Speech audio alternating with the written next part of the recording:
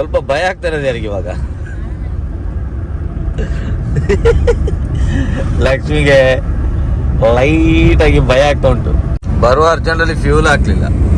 ನಮ್ಮ Alto car ಉಂಟಲ್ಲ, ಭಯಂಕರ ಫ್ಯೂಲ್ ಎಫಿಷಿಯನ್ಸಿ ಇರುವಂತ ಕಾರ್ ಆಯ್ತಾ. ನಾನು ಈ ಗಾಡಿಗೆ ಮೊನ್ನೆ ಚಿಕ್ಕಮಂಗ್ಳೂರಿಗೆ ಹೋಗುವಾಗ ಬರೀ 2000. ರೀಸೆಂಟ್ ಆಗಿ ನೀವು ನೋಡಿದ್ರಲ್ಲ, ವಿಖ್ಯಾತಲ್ಲಿ ನಂದು BJ ವಿಖ್ಯಾತ್ ಇದ್ದಾರಲ್ಲ, ಅವ್ರದ್ದು ವಿಡಿಯೋದಲ್ಲಿ ಅವ್ರು ಹೇಳಿದ್ರು ಈ ರೋಡ್ ಭಯಂಕರ ಕಷ್ಟ ಆಗ್ತದೆ ಇಲ್ಲಿ ಗಾಡಿ ಓಡಿಸ್ಲಿಕ್ಕೆ. ಇಲ್ಲಿ ಟೈಮ್ ಇಷ್ಟ ಆಯ್ತು. 2 ಜನ ಸಹ ವಾಚ್ ಕಟ್ಕೊಂಡಿದ್ದೇವೆ ನೋಡಿ. ಈ ವಾಚನ್ನು ಮೊನ್ನೆ ಇವಳೆಲ್ಲ ಕೈ ಕೊಟ್ಟರು. ವಾಶ್ ಮಾಡಬೇಕಂದ್ರೆ ಸೀದಾ ಅದು ಪ್ಯಾಂಟ್ ಪಾಕೆಟಲ್ಲಿ. ಲಕ್ಷ್ಮಿಗೆ ಗಂಜಿ ಊಟ ಮತ್ತು ಅಂಜಲ್ ಫ್ರೈ. ನನಗೆ ಬಿರಿಯಾನಿ.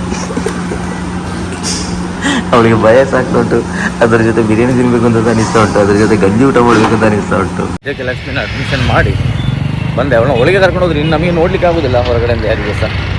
ಸೊ ಅವಳನ್ನ ಅಡ್ಮಿಷನ್ ಮಾಡಿ ಬಂದೆ. ಒಂದು ಚಾ ಆದರೂ ಕುಡಿಯುವ ಸಾಯಂಕಾಲದಿಂದ ಹೊರಗಡೆ ಬಂದಿದ್ದಾನೆ.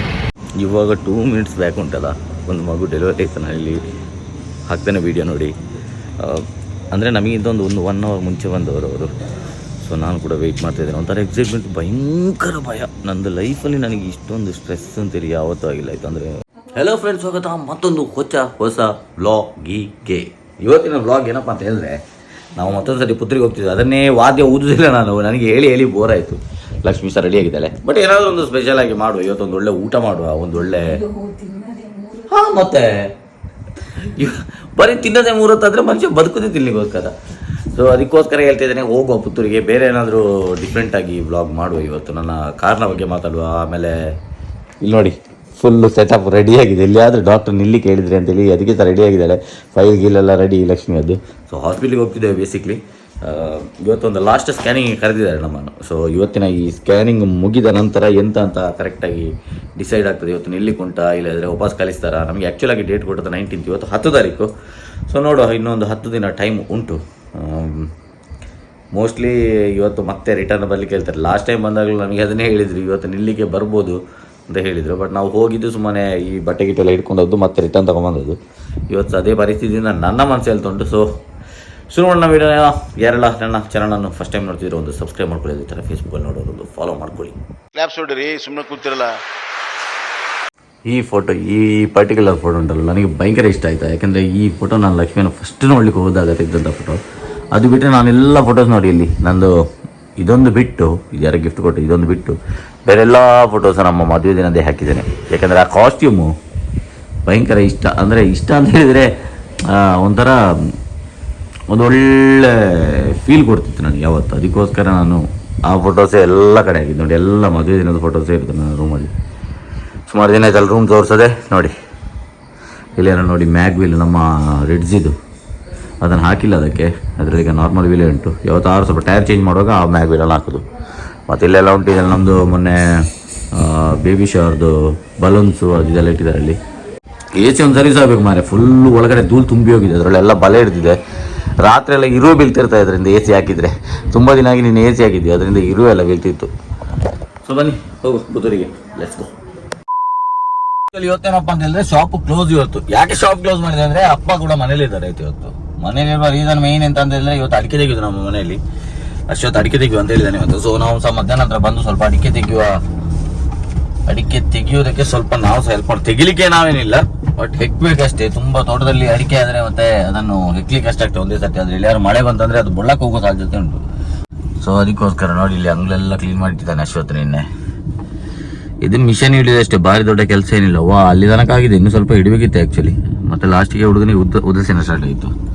ಏನ್ರಿ ಅದು ಮಾತಾಡೋದು? ಏನ್ ಮಾತಾಡ್ತಾರ್ರಿ? ಯಾವನ್ರಿ ಅವನು? ನಮಗೆ ಸ್ವಾಭಿಮಾನ ಇದೆ. ಸೊ ಅದಕ್ಕೋಸ್ಕರ ಇಲ್ಲೆಲ್ಲ ಅಡಿಕೆ ರಾಶಿ ಆಗಿದೆ ನೋಡಿ. ಇದನ್ನು ಶೆಡ್ಡಿಗೆ ಅಲ್ಲಿ ನಮ್ಮದೊಂದು ಅಲ್ಲಿ ಸೋಲಾರ್ ಕೂಡ ಉಂಟು, ಅದಕ್ಕೆ ತಗೊಂಡೋಗಿ ಹಾಕಬೇಕು. ಯಾಕಂದರೆ ಇಲ್ಲಿ ನೋಡಿ ಗಂಟೆ 8 ಗಂಟೆ ಆದರೆ ನಮ್ಮಲ್ಲಿ ಫುಲ್ಲು ಮೋಡ ಉಂಟು. ಯಾವಾಗ ಮಳೆ ಬರ್ತದೆ ಅಂತ ಹೇಳಲಿಕ್ಕೆ ಆಗೋದಿಲ್ಲ. ಅದಕ್ಕೋಸ್ಕರ ಅಷ್ಟೇ. ಸೊ ಶ್ರೀಮತಿ ಲಕ್ಷ್ಮಿ ಅವರು ಬಂದರು. ನಾವಿನ್ನು ಸೀದಾ ಪುತ್ತೂರಿಗೆ ಹೋಗುವ. Let's go.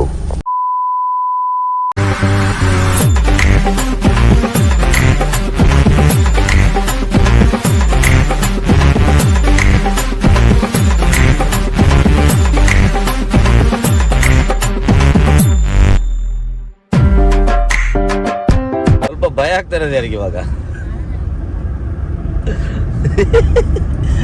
ಲಕ್ಷ್ಮಿಗೆ ಲೈಟಾಗಿ ಭಯ ಆಗ್ತಾ ಉಂಟು. ಅಲ್ಲಿ ಬ್ಯಾಗ್ ಎಲ್ಲ ರೆಡಿ ಆಗಿದೆ ಹಿಂದೆ. ನಮಗೆ ಲಾಸ್ಟ್ ಟೈಮ್ಸ್ ಅಂತ ಹೇಳಿದ್ರೆ ಅಂದರೆ ನಿಲ್ಲಿಕ್ಕೆ ಇರ್ಬೋದು, ಬ್ಯಾಗ್ ಎಲ್ಲ ರೆಡಿಯಾಗಿ ಬಂದಿದ್ದು ಹೇಳಿದ್ರಲ್ಲ. ಸೊ ನಾವು ಪ್ರಿಪೇರ್ ಆಗಿ ಬಂದಿದ್ವಿ ಬರಬೇಕಂತ.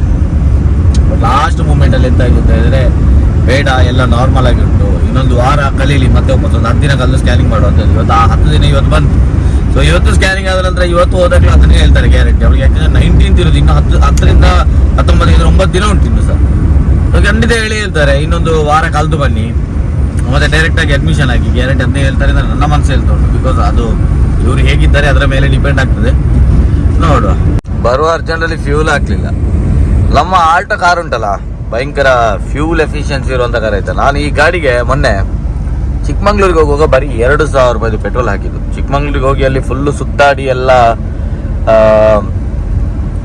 ಬಂದು ರಿಟರ್ನ್ ಬಂದು ನಾವು ಮನೆಗೆ ಬರೋ ವರ್ಷದಲ್ಲಿ ನನಗೆ 2,000 ರೂಪಾಯಿದು ಪೆಟ್ರೋಲ್ ಬೇಕಾಗಿದ್ದು.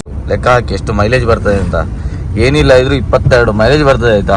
ಡ್ರೈವಿಂಗ್ ಮಾಡೋ ಥರ ಡ್ರೈವಿಂಗ್ ಮಾಡಬೇಕು, ರ್ಯಾಶ್ ಆಗಿ ಓಡಿಸಬಾರ್ದು, ಕ್ರೂಸ್ ಮಾಡಬಾರ್ದು. ಈ ಥರ ಎಲ್ಲ ಮಾಡಲಿಲ್ಲ ಅಂದರೆ ಭಯಂಕರ ಮೈಲೇಜ್ ಕೊಡ್ತದೆ. ಯಾರಾದರೂ ಪರ್ಚೇಸ್ ಮಾಡ್ತೀರಂದರೆ ಆಲ್ಟೋ ಪರ್ಚೇಸ್ ಮಾಡಿ. ಯಾರಾದ್ರೂ ಅಂದರೆ ಬಿಗಿನರ್ಸ್, ಮೈಲೇಜ್ ಬೇಕು. ಈಗ ಫ್ಯೂಲ್ ಎಫಿಷಿಯನ್ಸಿ ಭಯಂಕರ ಇಂಪಾರ್ಟೆಂಟ್ ಆಯ್ತಾ. ಬೇರೆ ಯಾವ್ದಾರು ನೀವು ಇವಾಗ ಒಂದು Hyundai ಇದೊಂದು i10 ತಗೊಳ್ತೀರಿ ಅಂದರೆ ಅದು ಮೈಲೇಜ್ ಬರೋದು 12-13. ಇದು ನನ್ನ ಫ್ರೆಂಡ್ ಹತ್ರ i10 ಗ್ರ್ಯಾಂಡ್ ಇತ್ತು. ಸೊ ಅದು ಮೈಲೇಜ್ ಬರ್ತಿದ್ದು ಬರೀ 10, 11, 12. ಭಯಂಕರ ಕ್ರೂಸ್ ಮಾಡಿದ್ರೆ ಅಷ್ಟೇ 12 ಮೈಲೇಜ್ ಬರ್ತಿದ್ದು. ನಾವು ಬ್ಯಾಂಗ್ಳೂರಿಗೆ ಹೋಗೋ ತುಂಬ ಸರ್ತಿ ಚೆಕ್ ಮಾಡಿದ್ದೇವೆ ಅದನ್ನು. ಕೆಲವರು ಹೇಳ್ತಾರೆ 18 ಸಿಗ್ತದೆ, 20 ಸಿಗ್ತದೆ, ಎಲ್ಲ ಸಿಗೋದಿಲ್ಲ. ಇವಾಗ ರೀಸೆಂಟಾಗಿ ಬರ್ತಿರೋ ಕಪ್ಪ ಇಂಜಿನ್ ಸಿಗ್ತದೆ, ನಾವು ಮೊದಲು ಬರ್ತಿರೋ ಸಿಗ್ತಿಲ್ಲ ಆಯಿತು. ಆದರೆ ಇಯೋನಿಗೆ ಕಂಪೇರ್ ಮಾಡಿದ್ರೆ ಸಹ ಆಲ್ಟೋ ಜಾಸ್ತಿ ಮೈಲೇಜ್ ಕೊಡ್ತದೆ ಆಯಿತಾ. ಇಯೋನ್ ಕೊಡ್ತದೆ 18-19 ಕೊಡ್ತದೆ ಇಯೋನು, ಒಳ್ಳೆ ಮೈಲೇಜ್. ಬಟ್ ಇದಕ್ಕೆ ಕಂಪೇರ್ ಮಾಡಿದರೆ ನಾವು ಒಳ್ಳೆ ರೀತಿಯಲ್ಲಿ ಡ್ರೈವಿಂಗ್ ಮಾಡಿದರೆ, ನಾವು ಡ್ರೈವಿಂಗ್ ಮಾಡುವಾಗ ಸ್ಪೆಷಲ್ ಎಂತ ಅಂದರೆ ಕ್ಲಚ್ಚಲ್ಲಿ ಕಾಲು ಇಡಬೇಕಾಗಿಲ್ಲ. ನೋಡಿ 5th ಗೇರಲ್ಲಿ ಉಂಟು ಗಾಡಿ, 40 ಸ್ಪೀಡಲ್ಲಿ ಉಂಟು. ಯಾವುದೇ ಥರ ನಾನು ಎಕ್ಸಲ್ಟ್ರೇಷನ್ ಜಾಸ್ತಿ ಮಾಡ್ತಾ ಇಲ್ಲ, ಕ್ಲಚ್ಗೆ ಯಾವುದೇ ರೀತಿ ಕಾಲಿಡ್ತಾ ಇಲ್ಲ, ನೆಸೆಸಿಟಿ ಇಲ್ಲ. ಕೆಲವರೆಲ್ಲ ಕ್ಲಚ್ ಮೇಲೆ ಈ ಥರ ಕಾಲಿಟ್ಟು ಗಾಡಿ ಓಡಿಸ್ತಾರೆ ನೋಡಿ. ಕ್ಲಚ್ ಮೇಲೆ ಕಾಲು ಇಡಲೇಬಾರ್ದು. ಫಸ್ಟ್ ಆಫ್ ಆಲ್ ಒಂದು ಗೇರ್ ಶಿಫ್ಟ್ ಆಯ್ತಾ ಇಮಿಡಿಯೇಟ್ ತೆಗೆದು ಬಿಡಬೇಕು. ಕ್ಲಚ್ಚಲ್ಲಿ ಕಾಲು ಇಡಬೇಕಾದ್ರೆ ಯಾವುದೇ ನೆಸೆಸಿಟಿ ಇಲ್ಲ. ನೋಡಿ ಇಷ್ಟು ಆರಾಮದಲ್ಲಿ ಕೂತ್ಕೊಂಡು ಹೋಗ್ಬೋದು. ಸ್ವಲ್ಪ ಕಂಫರ್ಟ್ ಕಮ್ಮಿ, ಅದು ಬಿಟ್ಟರೆ ದ ಬೆಸ್ಟ್ ಕಾರ್ ಲಕ್ಷ್ಮಿ ನಮ್ಮದು ಆಲ್ಟೋ. ನಾವು ಇಲ್ಲಿ ತನಕ ತಗೊಂಡ ಎಲ್ಲ ಕಾರ್ಗಳು ಕೂಡ ಮಾರುತಿ ಅದ್ದಿ. ಆ ಒಂದು ಕಾರ್ ಮಾತ್ರ ನಾನು Hyundai Ascent ತಗೊಂಡಿದ್ದೆ. ಅದು ಜಾಸ್ತಿ ಟೈಮ್ ಇಟ್ಕೊಳ್ಳಿ 1 ಮಂತ್ ಏನು ಯೂಸ್ ಮಾಡಿ ಅಲ್ಲಿಗೆ ಅದನ್ನು ಬಿಟ್ಟೆ. ಸೊ ನೋಡಿ ಪುತ್ತೂರಿಗೆ ಹೋಗ್ತಾ ಇದ್ದೇವೆ. ಒಂದು ಸಣ್ಣ ಡೀಟೇಲ್, ನಾನು ಸಹ ಅಷ್ಟೇ ಇನ್ನೊಂದು ಕನ್ನಡದಲ್ಲಿ ಕಾರ್ ರಿವ್ಯೂ ವಿಡಿಯೋ ಮಾಡುವ ಅಂತ. ನಾನು ತುಳುವಲ್ಲಿ ಮಾಡಿ ಯಾವುದೇ ಸಕ್ಸಸ್ಫುಲ್ ಇಲ್ಲ. ಕನ್ನಡದಲ್ಲಿ ಯಾವ್ದಾರು ಒಂದು ಗಾಡಿದೆಲ್ಲ ಮಾಡುವೇನು ಫ್ರೀ ಆದಾಗ. ಎಲ್ಲರೂ 10 ಸೆಕೆಂಡ್ ಮೌನಾಚರಣೆ ಮಾಡೋಣ. ಇಲ್ಲಿ ಎದುರುಗಡೆ ತೋರಿಸು ಫಸ್ಟ್ ಹೇಳ್ತೇನೆ. ರೀಸೆಂಟ್ ಆಗಿ ನೀವು ನೋಡಿರ್ತೀರ ವಿಖ್ಯಾತಲ್ಲಿ ನಂದು ವಿಜಯ್ ವಿಖ್ಯಾತ್ ಇದ್ದಾರಲ್ಲ, ಅವ್ರದ್ದು ವಿಡಿಯೋದಲ್ಲಿ ಅವ್ರು ಹೇಳಿದ್ರು ಈ ರೋಡ್ ಭಯಂಕರ ಕಷ್ಟ ಆಗ್ತದೆ ಇಲ್ಲಿ ಗಾಡಿ ಓಡಿಸಿಕೆ. ಇಲ್ಲಿ ಹಿಂದೆ ಬಸ್ ಡಿಪೋ ಉಂಟು ನೋಡಿ. ಸೊ ಅಲ್ಲೆಲ್ಲ ಭಯಂಕರ ಇದು ಕಂಜೆಸ್ಟೆಡ್ ಆಗಿ ಉಂಟು. ನನಗೆ ಇವಾಗ ಡ್ರೈವಿಂಗ್ ಮಾಡುವಾಗ ಆಕ್ಚುಲ್ ಆಗಿ ಫೀಲ್ ಆಗ್ತಾ ಉಂಟು. ಭಯಂಕರ ಕಷ್ಟ ಆದರೆ ಭಯಂಕರ ಕಷ್ಟ ಆಗ್ತದೆ. ಇಲ್ಲಿ ಯಾವ್ದಾದ್ರು ಒಂದು ಅಲ್ಪ ಸ್ವಲ್ಪ ಡ್ರೈವಿಂಗ್ ಗೊತ್ತಿದ್ದವ್ರು ಬಂದ್ರೆ ಹೇಗೆ ಬರ್ತಾರೆ ಅಂದ್ರೆ, ಕೆಲವು ವೆಹಿಕಲ್ ಅವರು ಹಾಗೆ ಬರ್ತಾರೆ, ಅಷ್ಟೊಂದು ಸ್ಪೀಡಾಗಿ ಹೋಗುವ ನೆಸೆಸಿಟಿ ಇಲ್ಲ. ಆದರೆ ಭಯಂಕರ ಒಂದು ಸ್ಪೀಡಾಗಿ ಹೋಗ್ತಾರೆ. ಮೇ ಬಿ ದರ್ಬೆ ತನಕ ಅಂತೂ ಭಯಂಕರ ಟ್ರಾಫಿಕ್ ಇರ್ತದೆ ಮುಂದೆ ತೋರಿಸು. ಇವಾಗ ಟೈಮು 8:15, 8:45. ಪುತ್ತೂರಲ್ಲೆಲ್ಲ ಇಷ್ಟು ಟ್ರಾಫಿಕ್ ಆಗ್ಬೋದು ಅಂತ ನಾನು ಅನ್ಕೊಂಡಿಲ್ಲ. ನೋಡಿ ಪುತ್ತೂರಿಗೆ ಎಂಟ್ರಿ ಆದ್ವಿ ನಾವು ಇವಾಗ ದರ್ಬೆ ಹತ್ರ. ಇಲ್ಲಿ ರಿಂಗ್ ರೋಡ್ ಹತ್ರ ನಾವು ಜಾಯಿಂಟ್ ಆದ್ವಿ. ಇಲ್ಲಿ ಲೆಫ್ಟಿಗೆ ಹೋದ್ರೆ ಬೈಪಾಸ್ ಹೋಗ್ತದೆ, ರೈಟಿಗೆ ಹೋದ್ರೆ ಪುತ್ತೂರು ಸಿಟಿಗೆ ಹೋಗ್ತದೆ. ನಮಗೆ ಇವತ್ತು ಪುತ್ತೂರು ಸಿಟಿಗೆ ಹೋಗ್ಬೇಕು. ಅವ್ರು ಹೇಳಿದ ಆಕ್ಚುಲ್ ಆಗಿ ನಿಜ ಆಯ್ತಾ. ನನಗೆ ಅವತ್ತು ಅನಿಸ್ತಿತ್ತು ಯಾಕೆ ಎಲ್ಲಿ ಅಷ್ಟೊಂದು ಕಷ್ಟ ಆಗ್ತದೆ ಅಂತ ಹೇಳಿ ನಾನು ಯೋಚನೆ ಮಾಡ್ತಿದ್ದೆ. ಆಕ್ಚುಲ್ ಆಗಿ ಹೌದು, ಗಾಡಿ ಭಯಂಕರ ರ್ಯಾಶ್ ಆಗಿ ಓಡಿಸ್ತಾರೆ. ಸ್ಪೆಷಲಿ ಬ್ಯಾಂಗ್ಳೂರ್ ಸೈಡಿಂದೆಲ್ಲ ಬರೋರುಂಟಲ್ಲ ಭಯಂಕರ ಸ್ಪೀಡ್ ಆಗಿ ಬರ್ತಾರೆ ಆಯ್ತಾ. ಅಂದ್ರೆ ಅವ್ರಿಗೆ ಇಲ್ಲೇ ರೋಡ್ ನ ಕರ್ವಿಂಗ್ಸ್ ಅಲ್ಲಿ ಇರೋದು ನಾವು ಡೈಲಿ ಓಡಿಸೋ ನಮಗೆ ಸ್ವಲ್ಪ ಗೊತ್ತಿರ್ತದೆ. ಬಟ್ ಇಲ್ಲೆಲ್ಲ ಕರ್ವಿಂಗ್ಸ್ ಎಲ್ಲಿ ಉಂಟು, ಯಾವ ತರ ಉಂಟು ರೋಡು, ಇಲ್ಲೆಲ್ಲ ಎಂತ ಹೇಳ್ತಾರೆ ಸ್ಟ್ರೆಚ್ ಎಲ್ಲಿ ಇರುವುದಿಲ್ಲ. ಅಂದ್ರೆ ತುಂಬಾ ಲಾಂಗ್ ಸ್ಟ್ರೈಟ್ ರೋಡ್ ಅಲ್ಲಿ ಎಲ್ಲಿರ್ತದೆ, ನಮ್ಮೂರಲ್ಲಿ ಇರುವುದಿಲ್ಲ. ಹೆಚ್ಚಾಗಿ ಎಲ್ಲ ಕರ್ವ್ ರೋಡ್ಸ್ ಇರ್ತದೆ. ಸ್ವಲ್ಪ ಸೇಫ್ ಆಗಿ ಓಡಿಸಬೇಕು. ಪುತ್ತೂರು ಆಕ್ಚುಲಿ ಪುತ್ತೂರು ಸಿಟಿಯಲ್ಲಿ ಅಷ್ಟೇ. ನಮ್ಮ ದರ್ಬೇಕಾದ್ರೆ ಸ್ವಲ್ಪ ಮುಂದೆ ಹೋಗ್ಬೇಕಂದ್ರೆ ಹರ್ಷದ ಹತ್ರ ಎಲ್ಲ ಜಾಗವೇ ಇಲ್ಲ. ಒಂದು ವೆಹಿಕಲ್ ಹೋಗ್ಲಿಕ್ಕೆ ಮಾತ್ರ ಕರೆಕ್ಟ್ ಆಗಿ ಜಾಗ ಉಂಟು. 2 ವೆಹಿಕಲ್ ಹೋಯ್ತಂದ್ರೆ ಗ್ಯಾರಂಟಿ ಆಗ್ತದೆ. ಸೊ ಹೀಗೆಲ್ಲ ಉಂಟು. ಬನ್ನಿ ಸೀದಾ ಹೋಗುವ.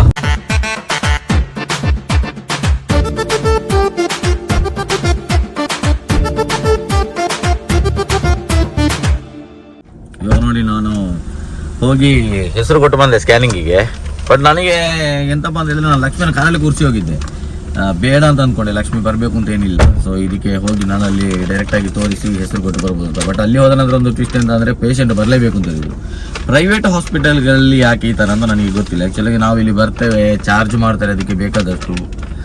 ಒಂದು ಗೌರ್ಮೆಂಟ್ ಹಾಸ್ಪಿಟಲ್ ಆದರೆ ಎಲ್ಲರಿಗೂ ಫ್ರೀ ಇರ್ತದೆ. ಅಲ್ಲಿ ಎಲ್ರಿಗೂ ಒಂದು ಈಕ್ವಾಲಿಟಿ ಬರಲಿ ಅಂತ ಹೇಳೋದಕ್ಕೋಸ್ಕರ ಮಾಡ್ಬೋದು. ನಮ್ಮ ಇಲ್ಲಿ ಈಗ ಆ್ಯಕ್ಚುಲಾಗಿ ಫೋನ್ ಮಾಡಿದ್ರೆ ಸಹ ನಂಬರ್ ತಗೊಳ್ಬೋದು ಅಂತ ನನಗೆ ಅನಿಸ್ತು. ಇಲ್ಲಿ ಫೋನ್ ಮಾಡಿದ್ರೆಲ್ಲ ಸ್ಕ್ಯಾನಿಂಗ್ ನಂಬರ್ ತಗೊಳ್ಳೋದಿಲ್ಲ, ಬರಲೇಬೇಕು ಪೇಷಂಟ್ ಮಸ್ಟ್ ಇಲ್ಲಿಗೆ. ಕೆಲವರು ಹೆಸರು ಕೊಟ್ಟು ಸುಮ್ಮನೆ ಬರದೆ ಇದು ಮಾಡ್ತಾರೆ ಅಂತ ಹೇಳಿಗೋಸ್ಕರ ಸಾಗಿರ್ಬೋದು, ಯಾಕಂದರೆ ನರ್ಸ್ಗಳಿಗೆ ಕಷ್ಟ ಆಗ್ತದೆ ಅಂತ ಹೇಳಿಗೋಸ್ಕರ. ಬಟ್ ಆದರೂ ರೆಗ್ಯುಲರ್ ಆಗಿ ಬರೋದ್ರ ಬಗ್ಗೆ ಗೊತ್ತಿರ್ತದಲ್ಲ, ಅವರಿಗೋಸ್ಕರ ಆದ್ರೂ ಒಂದು ಕನ್ಸೆಷನ್ ಕೊಡ್ಬೋದು ಅಂತ. ನಾವು ಅದಕ್ಕೋಸ್ಕರ ಬೆಳಿಗ್ಗೆ 7 ಗಂಟೆ 8 ಗಂಟೆಗೆ ಎದ್ಕೊಂಡು ಬರಬೇಕಾಗ್ತದೆ. ಎಷ್ಟು ಕಷ್ಟ ನೋಡಿ. ನಾವು ಇಲ್ಲಿ ಖರ್ಚು ಸಹ ಮಾಡಬೇಕು, ಅದ್ರ ಜೊತೆ ಬೇಗ ಎದ್ದುಕೊಂಡು ಸಹ ಬರಬೇಕು. ಲಕ್ಷ್ಮಿ ಇವಳನ್ನ ಇಲ್ಲಿ ಕಾರಲ್ಲಿ ಕೂರಿಸಿ ಹೋಗಿದ್ದೆ ನಾನು. ಸ್ವಲ್ಪ ದಿವಸದ ಮೇಲೆ ಇಲ್ಲ ಆ ಥರ ಆಗೋದೇ ಇಲ್ಲ, ಪೇಷಂಟ್ ಬರಲೇಬೇಕು ಅಂತ ಹೇಳಿದ್ರು.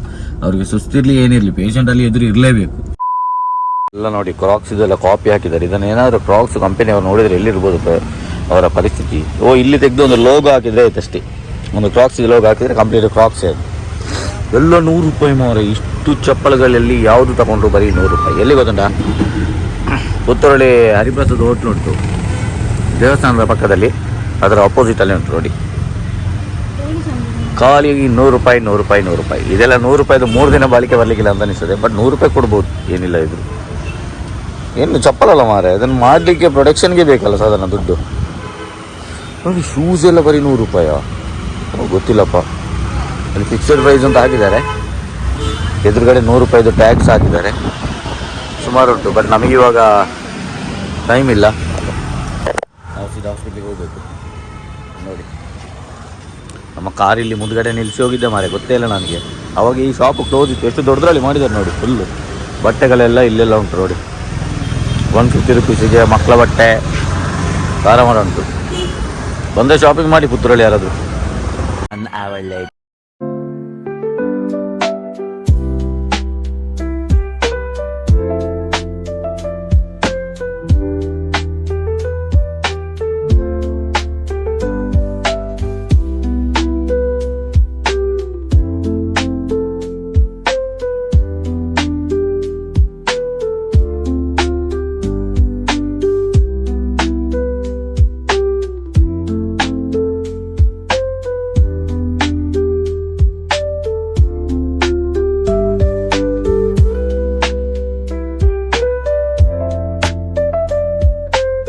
ಸ್ಕ್ಯಾನಿಂಗ್ ನಂಬರ್ ಎಷ್ಟಿದೆ ಹೇಳು ಇವಾಗ ಡಾಕ್ಟರ್ ನಂಬರ್. ಟೈಮ್ ಎಷ್ಟಾಯಿತು ಈಗ. 2 ಜನ ಸಹ ವಾಚ್ ಕಟ್ಕೊಂಡಿದ್ದೇವೆ ನೋಡಿ. ಈ ವಾಚನ್ನು ಇವಳೆಲ್ಲ ಕೈ ಕೊಟ್ಟರು. ವಾಶ್ ಮಾಡಬೇಕಂದ್ರೆ ಸೀದಾ ಅದು ಪ್ಯಾಂಟ್ ಪಾಕೆಟಲ್ಲೇ ಇತ್ತು, ಡೈರೆಕ್ಟ್ ವಾಷಿಂಗ್ ಮಿಷನ್ಗೆ ಹಾಕಿದ್ದು ವಾಚ್ ಡಮಾರ್. ಇದು ನೋಡು, ಅವಳಿಗೆ ಇಲ್ಲಿ ಗ್ಲೋ ಬಂದಿದೆ. ಅವ್ಳು ದಪ್ಪಾಗಿದ್ದು ಕೊಡಿಸಿಲ್ಲ, ಅದು ಗ್ಲೋ ಬಂದಂತೆ. ಗ್ಲೋ ನನಗೆ ಕಾದು ಸಾಕಾಯ್ತು ಮಾರೆ. ಇಲ್ಲಿ ನೋಡಿ, ಇದು ಡಾಕ್ಟರ್ದು ಚೇಂಬರ್. ಹೊರಗಡೆ ವೆಯ್ಟ್ ಮಾಡ್ತಿದ್ದೀನಿ ಆಗ. ಈ ಹುಳಿಗೆ ಅಂತ ತಲೆ ಬಿಸಿ ಆಗಿದೆ, ಎಷ್ಟೊತ್ತು ಕಾಯಿದು ಅಂತ. ನೆಕ್ಸ್ಟ್ ಮೀನು ಸಾರಲ್ಲಿ ಊಟ ಮಾಡ್ಲಿಕ್ಕೆ ಉಂಟಂತೆ. ಇವತ್ತು ಅಡ್ಮಿಷನ್ ಇಲ್ಲದ್ರೆ ಸೀದಾ ಮೀನು ಸಾರು ಊಟ. ಹಾಗೆ ವೇಟಿಂಗ್ 2 hours later. ಇಬ್ರು ಹೋಗಿ ಡಾಕ್ಟರ್ನ ಮಾತಾಡ್ಸ್ಕೊಂಬಂದ್ವಿ. ನಾನೇನು ಅಂದ್ಕೊಂಡಿದ್ದೆ ಅಂದ್ರೆ ಇನ್ನೊಂದು ವಾರ ಕಳೆದು ವಾಪಸ್ ಬರ್ಲಿಕ್ಕೆ ಹೇಳ್ತಾರೆ, ಎಲ್ಲ ನಾರ್ಮಲ್ ಇರ್ತಾರೆ ಅಂತ. ಬಟ್ ಇವತ್ತು ಅಡ್ಮಿಷನ್ ಆಗ್ಲಿಕ್ಕೆ ಹೇಳಿದ್ದಾರೆ. ನಾವು ಒಂದು ಸ್ವಲ್ಪ ಪ್ರಿಪೇರ್ ಆಗಿ ಬಂದಿದ್ವಿ, ಬಟ್ ಕಂಪ್ಲೀಟ್ ಆಗಿ ಪ್ರಿಪೇರ್ ಆಗಿ ಬರಲಿಲ್ಲ. ಅದಕ್ಕೋಸ್ಕರ ನೋಡಿ ಲಕ್ಷ್ಮಿ ಫುಲ್ ಟೆನ್ಷನ್ ಇದ್ದಾರೆ ಪಾಪ. ಆಕ್ಚುಲಾಗಿ ನನಗೆ ಸ್ವಲ್ಪ ಟೆನ್ಷನ್ ಆಗ್ತಾ ಉಂಟು. ನಾನು ತೋರಿಸ್ಕೊಳ್ತಿಲ್ಲ, ಅವ್ರು ತೋರಿಸ್ಕೊಳ್ತಿದ್ದಲ್ಲ, ಅಷ್ಟೇ ವ್ಯತ್ಯಾಸ. ಇವಾಗ ಮನೆಗೆ ಹೋಗಿಬಿಟ್ಟು ಅಮ್ಮನ ಮತ್ತೆ ಚಿಕ್ಕಮ್ಮನ ಕರ್ಕೊಂಬರ್ತೇನೆ ನಾನು. ಸೊ ಇಲ್ಲಿ ಲೇಡೀಸ್ ಜಾಸ್ತಿ ಜನ ಬೇಕು. ನಾವು ಇರೋದ್ರಿಂದಾಗಿ ಅಂತ ಒಂದು ಪ್ರಯೋಜನ ಇಲ್ಲ ನಮಗೆ. ಕೆಲವು ಕಡೆ ಎಲ್ಲ ಲೇಡೀಸ್ನೇ ಜಾಸ್ತಿ ಕರೀತಾರೆ ಇಲ್ಲಿ. ಅದಕ್ಕೋಸ್ಕರ ಅಮ್ಮನ ಕರ್ಕೊಂಬರ್ಬೇಕಾಗುತ್ತೆ. ಈಗ ಹೋಗಿ ತುಂಬ ದೂರಲ್ಲಿ 25 ಕಿಲೋಮೀಟರ್ ಇರೋದು, ಹೋಗೋದು ಅಮ್ಮನ ಕರ್ಕೊಂಬರೋದು. ಇವಳು ಸ್ವಲ್ಪ ಊಟ ಎಲ್ಲ ಮಾಡಬೇಕು. 4 ಗಂಟೆಗೆ ಆಗುವಾಗೆಲ್ಲ ಒಂದು ಅಡ್ಮಿಷನ್ ಆಗಲಿಕ್ಕೆ ಹೇಳಿದ್ದಾರೆ ಇಲ್ಲಿ ಡಾಕ್ಟರ್. ಸೊ ನಾವು ಏನು ಅಂದ್ಕೊಂಡಿದ್ದೀವಿ ಅದಕ್ಕೆ ಕರೆಕ್ಟ್ ಉಲ್ಟಾ ಆಯ್ತು ಇವತ್ತು ಆ್ಯಕ್ಚುಲ್ ಆಗಿ. ಹೌದಾ? ಎಲ್ಲಿ ಇವಳು ಎಲ್ಲಿ ತನಕ ಟೆನ್ಷನ್ ಅಲ್ಲಿ ಅವಳು ವಾಟರ್ ಬಾಟ್ಲ್ ಎಲ್ಲ ಬಿಟ್ಟು ಬಂದಿದ್ದಾಳೆ. ಪರವಾಗಿಲ್ಲ, ಇವಾಗ ಡಾಕ್ಟರ್ ಹತ್ರ ಇಟ್ಟು ಬಂದಿದೆ. ಪರವಾಗಿ ಇವಾಗ ವಾಪಸ್ ಹೋಗ್ಲಿಕ್ಕೆ ಉಂಟು ಡಾಕ್ಟರ್ ಹತ್ರ. ಹೇಗೆ ಸರ್ ಡಾಕ್ಟರ್ ಕ್ಯಾಬಿನ್ಗೆ ನಮಗೆ ಹೋಗ್ಲಿಕ್ಕೆ ಉಂಟು.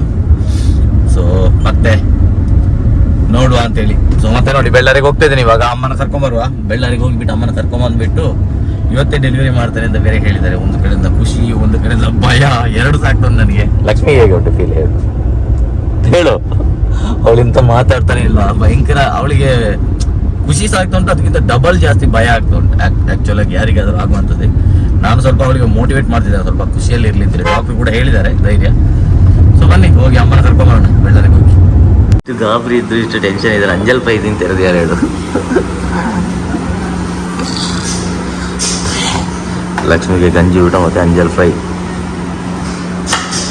ನನಗೆ ಬಿರಿಯಾನಿ. ಅವಳಿಗೆ ಭಯ ಸಾಕ್ತಾ ಉಂಟು, ಅದರ ಜೊತೆ ಬಿರಿಯಾನಿ ತಿನ್ನಬೇಕು ಅಂತ ಅನಿಸ್ತಾ ಉಂಟು, ಅದ್ರ ಜೊತೆ ಗಂಜಿ ಊಟ ಮಾಡಬೇಕು ಅಂತ ಅನಿಸ್ತಾ ಉಂಟು. ಯಾಕಂದರೆ ನಾನೆಲ್ಲ ಮಗು ಆದ ನಂತರ ಸ್ವಲ್ಪ ಲಿಮಿಟೆಡ್ ಇರ್ತದೆ ಫುಡ್ ಎಲ್ಲ, ಅದಕ್ಕೋಸ್ಕರ ಒಂದು ಸ್ವಲ್ಪ ತಿನ್ನಲಿ, ಹಾಗೆ ಏನು ತಿನ್ನಲಿಕ್ಕಿಲ್ಲ. ಆಗ ಪಾಪಿಗೆ ಇಂಪ್ಯಾಕ್ಟ್ ಆಗದ ರೀತಿಯಲ್ಲಿ ತಿನ್ನಬೇಕಾಗ್ತದೆ. ಅದಕ್ಕೋಸ್ಕರ ಇವಾಗ ಗಂಜಿ ಮತ್ತು ಬಿಸಿ ಬಿಸಿ ಗಂಜಿ, ಆಮೇಲೆ ಊಟ. ನನಗೆ ಬಿರಿಯಾನಿ ಊಟ ಮಾಡ್ತಿದ್ದೆ, ಯಾಕಂದರೆ ಊಟ ಮಾಡ್ಕೊಂಬಲ್ಲಿಗೆ ಡಾಕ್ಟರ್ ಹೇಳಿದ್ದಾರೆ ಇವಾಗ. ಸೊ ನಾನು ಸ್ವಲ್ಪ ಗಂಜಿ ಊಟ ಕೊಡುತ್ತೆ, ಅವಳು ಸ್ವಲ್ಪ ಬಿರಿಯಾನಿ ಟೇಸ್ಟ್ ಮಾಡಬೇಕಂತೆ. ಸೊ ಬಿರಿಯಾನಿ ಸಹ ಹೇಳಿದ್ದೇನೆ. ಇನ್ನು ಅವಳಿಗೆ ಒಂದು ಅಂಜಲ್ ಫ್ರೈ ಹೇಳಿದ್ದೇನೆ. ಅದಕ್ಕೆ ಒಂದು ಬ್ಯಾಟಿಂಗ್ ಮಾಡಿ ಮನೆಗೆ ಹೋಗಿಬಿಟ್ಟು ಅಮ್ಮನ ಕರ್ಕೊಂಬರ್ಬೇಕಿತ್ತು. ಮನೆಗೆ ಹೋಗಿಬಿಟ್ಟು ಹೊರಟು ಮನೆಗೆ ಆಲ್ ದಿ ವೇಲಿದ್ದೇವೆ ಕುಂಬ್ರದಲ್ಲಿ. ಈಗ ಊಟ ಮಾಡಿಕೊಂಡು ಮನೆಗೆ ಹೋಗಿ ಅಮ್ಮನ ಕರ್ಕೊಂಬರ್ಬೇಕಿದ್ದೇವೆ. 2 hours later. ಉಂಟಲ್ಲ ಮತ್ತೆ ವಾಪಸ್ ಹಾಸ್ಪಿಟ್ಲಿಗೆ ಹೊರಟಿದ್ದೇವೆ. ಇವತ್ತು ಅಡ್ಮಿಷನ್ ಲಕ್ಷ್ಮಿದು. ಒಂದು ಸ್ವಲ್ಪ ಭಯ, ಒಂಥರ ಖುಷಿ. ನೋಡಿ ಇಷ್ಟೆಲ್ಲ ಬ್ಯಾಗ್ ರೆಡಿಯಾಗಿದೆ, ಮಗುಗೆ ಬಟ್ಟೆ, ಆಮೇಲೆ ಲಕ್ಷ್ಮಿಗೆ ಬಟ್ಟೆ ಎಲ್ಲ ರೆಡಿಯಾಗಿದೆ. ಇನ್ನು ನಾವು ಆಲ್ಮೋಸ್ಟ್ ರೆಡಿ ಆಗಿದ್ದಾನೆ. ಇನ್ನು ಹೊರಟರೆ ಇಲ್ಲಿಂದ ಇನ್ನೊಂದು 10 ನಿಮಿಷದಲ್ಲಿ ಮನೆಯಿಂದ ಹೊರಡೋದು. ಚಿಕ್ಕಮ್ಮ ಬರ್ತಾಳೆ, ಆಮೇಲೆ ಅಮ್ಮ ಇರ್ತಾರೆ, ಇಬ್ಬರು ಸಾಕು ನೋಡ್ಕೊಳ್ಳಿಕ್ಕೆ ಅಂತ. ಸೊ ಹೋಗುವ ಬನ್ನಿ ಪುತ್ತೂರಿಗೆ.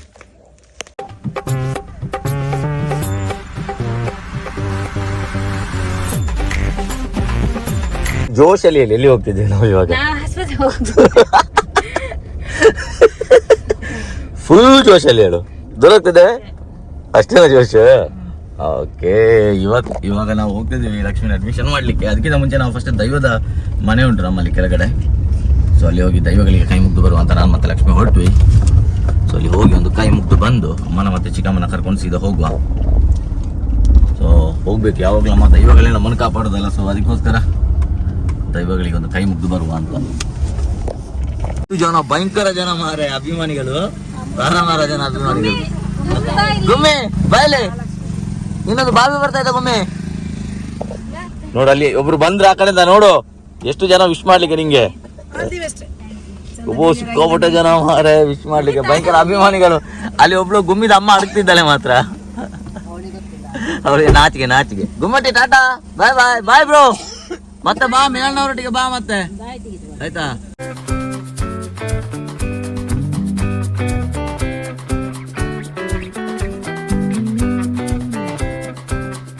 ಇದಕ್ಕೆ ಲಕ್ಷ್ಮಿನ ಅಡ್ಮಿಷನ್ ಮಾಡಿ ಬಂದೆ. ಅವಳನ್ನ ಒಳಗೆ ಕರ್ಕೊಂಡು ಹೋದ್ರೆ ಇನ್ನು ನಮಗೆ ನೋಡ್ಲಿಕ್ಕೆ ಆಗೋದಿಲ್ಲ ಹೊರಗಡೆಯಿಂದ ಯಾರಿಗೆ ಸಹ. ಸೊ ಅವಳನ್ನ ಅಡ್ಮಿಷನ್ ಮಾಡಿ ಬಂದೆ. ಒಂದು ಚಾ ಆದರೂ ಕುಡಿಯುವ ಸಾಯಂಕಾಲದಿಂದ ಹೊರಗಡೆ ಬಂದಿದ್ದಾನೆ. ಮತ್ತು ಬಟ್ಟೆ ಎಲ್ಲ ಒಳಗಡೆ ಇಡಬೇಕು. ವಾರ್ಡ್ ನಂಬರ್ 324 ಸಿಕ್ಕಿದೆ ನಮಗೆ. ಸೊ ಮತ್ತೆ ಅವಳ ಬಟ್ಟೆಗಳನ್ನೆಲ್ಲ ವಾರ್ಡಿಗೆ ಶಿಫ್ಟ್ ಮಾಡಬೇಕು. ಇವಾಗ ಮಾಡೋದಿಲ್ಲ, ಸ್ವಲ್ಪ ಮತ್ತೆ ಮಾಡ್ತೀನಿ. ಇವಾಗ ಮಾಡಿ ಪ್ರಯೋಜನ ಇಲ್ಲ. ಅಂದರೆ ಇವಾಗ ಎಷ್ಟೊತ್ತಿಗೆ ಡೆಲಿವರಿ ಅಂತ ಸಹ ಕನ್ಫರ್ಮ್ ಮಾಡಿಲ್ಲ ಡಾಕ್ಟ್ರು ಬಂದು ಅವ್ರು ಮಾತಾಡಬೇಕು, ಅವ್ರು ಹೇಳಬೇಕೆಲ್ಲ. ಹೇಳಿದ ನಂತರ ನಮಗೆ ಗೊತ್ತಾಗೋದು. ಒಂಥರ ಎಕ್ಸೈಟ್ಮೆಂಟ್, ಒಂಥರ ಭಯ. ನೋಡುವ ಏನೆಲ್ಲ ಆಗ್ತದೆ ಅಂತ. ಇದಕ್ಕೆ ಒಂದು ಟೀ ಕುದ್ದು ಬಂದೆ. ಇವಾಗ ನೆಕ್ಸ್ಟ್ ಅಪ್ಡೇಟ್ ಎಂತಪ್ಪ ಅಂತ ಹೇಳಿದ್ರೆ, ನಮಗೆ ರೂಮ್ ಸಿಕ್ತು. ನಾನು ರೂಮಲ್ಲಿ ಸ್ವಲ್ಪ ಲಕ್ಷ್ಮಿಯ ಬಟ್ಟೆ ಎಲ್ಲ ಇಟ್ಟು ಬಂದೇನೆ ಅವಳು ಸದ್ಯಕ್ಕೆ. ಇನ್ನು 20 ನಿಮಿಷ ಕಳೆದು ವಾರ್ಡಿಗೆ ಕಳಿಸ್ತೇನೆ ಅಂತ ಹೇಳಿದ್ದಾರೆ. ಅಂದರೆ ಅವಳಿಗೆ ಪೇಯ್ನ್ ಬರಬೇಕು, ಪೇಯ್ನ್ ಬಂದ ನಂತರ ಡೆಲಿವರಿಗೆ ಟ್ರೈ ಮಾಡುವ ಅಂತ ಹೇಳಿದ್ದಾರೆ. ನೋಡು ಏನೆಲ್ಲ ಆಗ್ತದೆ. 20 ಮಿನಿಟ್ಸ್ ವೆಯ್ಟ್ ಮಾಡಬೇಕು. ಇವಾಗ ಸ್ವಲ್ಪ ಹೊರಗಡೆ ಬಂದು ಒಳಗಡೆ ನಿಲ್ಲಿಗೆ ಆಗೋದಿಲ್ಲ, ಅಷ್ಟು ಸೆಕೆ ಉಂಟು, ಮೋಡ ಉಂಟು ಮಾರೆ, ಅದರಿಂದಾಗಿ ಆಗಿರ್ಬೋದು. ಸೊ ಇನ್ನೊಂದು 20 ಮಿನಿಟ್ಸ್ ಕಳೆದು ಲಕ್ಷ್ಮಿ ಬರ್ತಾಳೆ, ಹೊರಗಡೆ ಕಳಿಸ್ತಾರೆ ಲಕ್ಷ್ಮಿನ. ಸೊ ಆಮೇಲೆ ಪೇಯ್ನ್ ಬಂದಾಗೆ ಡೆಲಿವರಿ ಕರ್ಕೊಂಡು ಹೋಗ್ತೇನೆ ಅಂತ ಹೇಳಿದ್ದಾರೆ. ಸೊ ವಾರ್ಡಲ್ಲಿ ಹೇಗಪ್ಪ ಅಂತ ಹೇಳಿದರೆ, ವಾರ್ಡ್ ತುಂಬ ಏನು ಎಕ್ಸ್ಪೆನ್ಸಿವ್ ಅಂತ ನನಗೆ ಅನ್ನಿಸಲಿಲ್ಲ. ಒಂದು ರಾತ್ರಿಗೆ 2 ನಿಲ್ಬೋದು, 2 ಜನ ಸ್ಟೇ ಮಾಡ್ಬೋದು. ಅದು ಕಂಪಲ್ಸರಿ ಲೇಡೀಸೇ ಆಗಿರಬೇಕು, ನಮಗೆಲ್ಲ ನಿಲ್ವಾಗಿಲ್ಲ ಇಲ್ಲಿ. ಸೊ ಹಾಗೆ ಇವಾಗ ಲಕ್ಷ್ಮಿ ಜೊತೆ ನಂದು ಚಿಕ್ಕಮ್ಮ ಮತ್ತು ಅಮ್ಮ ನಿಲ್ತಾರೆ ಇವತ್ತು ರಾತ್ರಿ. ಸೊ ಅದು ಪೇಯ್ನ್ ಬಂದಾಗ, ಈಗ ಪೇಯ್ನ್ ಬಂದು ಡೆಲಿವರಿ ಎಷ್ಟೊತ್ತಾಗ್ತದೆ ಅಂತ ಹೇಳಲಿಕ್ಕೆ ಆಗೋದಿಲ್ಲ. ಸೊ ಅದು ಮತ್ತೆ ನೋಡುವ.